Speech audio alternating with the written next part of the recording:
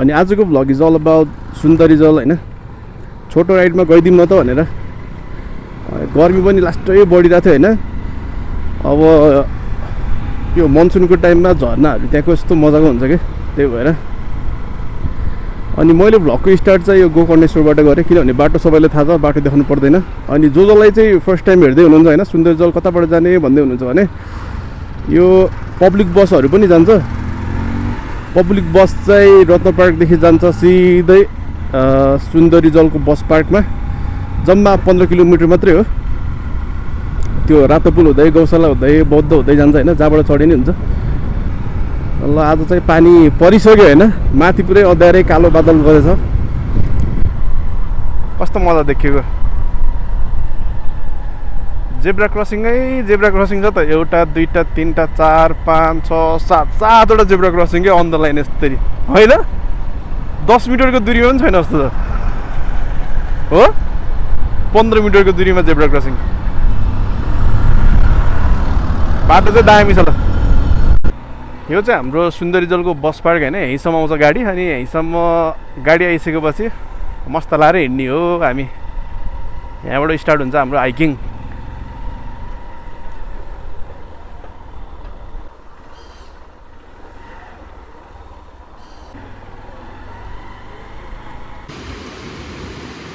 आजको हाम्रो भ्लग होइन पानीले चौपट पार्ला जस्तो छ, त्यही पनि हिँडिरहेछौँ।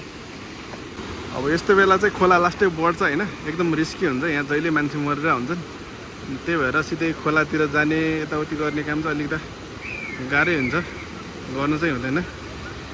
यो काठमाडौँकै सबैभन्दा हन्टेड हाउस रे क्या लगाएर के लेखेको छ।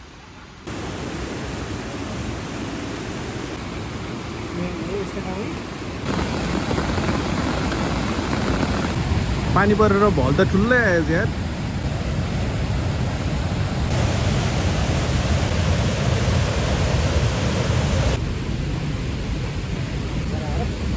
अनि झरनाको त्यो फ्लो पनि एकदम ठुलो देखिरहेछ।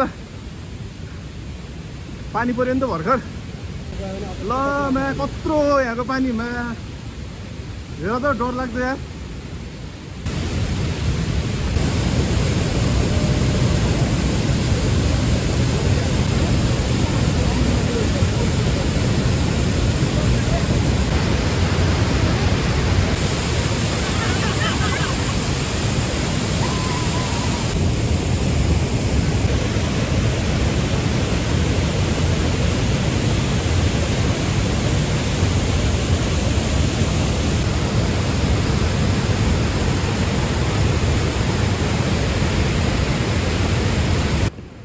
अहिले चाहिँ हामी अलि माथि नै आइपुग्यौँ होइन, सुन्दरीमाई मन्दिरमा। यताबाट गयो भने चाहिँ तल मन्दिरमा पुग्छ। अब यता चाहिँ हाम्रो ड्याम छ। अरे ड्याम त पुरै खत्तम छ क्या। खत्तमै छ एकपल्टि जाम पुरै भल आइरहेको छ। अनि खत्तम।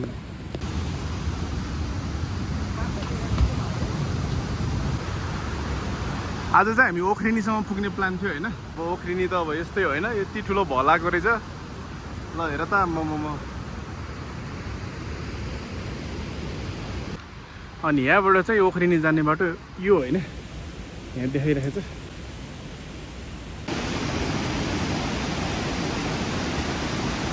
यहाँनिर चाहिँ हाम्रो सुन्दरीमाईको मन्दिर छ होइन। अब मन्दिर चाहिँ यही हो होइन। अनि यतातिर खोलाको लेभल चाहिँ लास्टै बढेछ। पारी पनि जान मिल्थ्यो तर लेभल चाहिँ यति माथिसम्म आइसकेको छ क्या होइन। त्यही भएर अलिकति सावधानी अप्नाउनु पर्ने हुन्छ यहाँ आउँदाखेरि।